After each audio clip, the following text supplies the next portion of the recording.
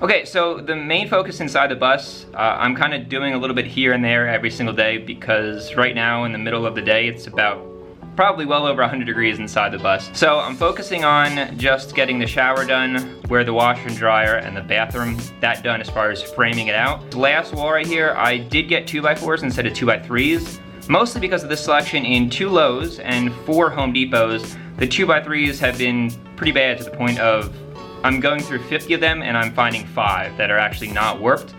So I realized that the 2x4s, even though they're about $2 more per board, I'm just gonna frame this last section with them.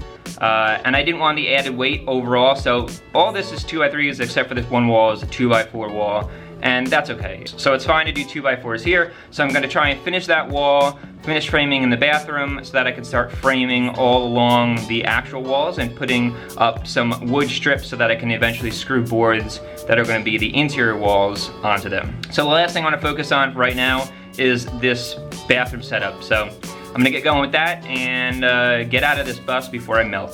So we can start putting the walls up for where the bathroom and the washer and dryer are gonna be.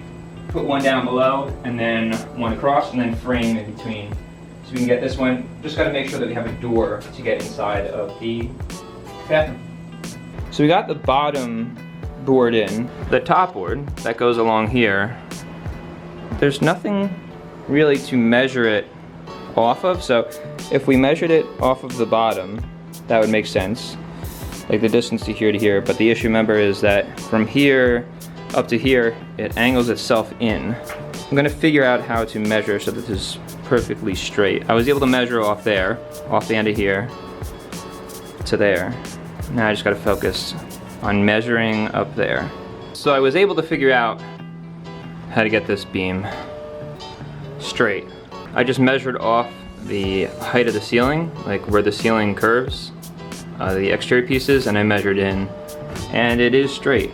Right here, this boxed in area will be for the future washer and dryer setup or an extra closet. The shower is set up here, 36 inches by 33 inches. So shower back there, washer and dryer there, and then I have this piece here. I'm cutting the piece here to make this wall that's gonna go down here for the back side of the bathroom. Now it's hard to tell. We'll go through it quickly. Shower, washer and dryer, and then in there will be the bathroom. This piece will be cut right here. You'll be pooping right there, washing your hands right here. Kind of our perspective here. I'll put more insulation up there, but for right now, that's it. I just wanted to focus, like I said, the shower, where the washer and dryer, and the bathroom itself. I'm gonna focus on what kind of walls I'm gonna put up and all the other different kinds of like wood or textures on the wall to fill these in. But first, gotta frame the other stuff and then run some lines for water and then run the lines for the electrical. So I appreciate you guys watching and I'll see you in the next video.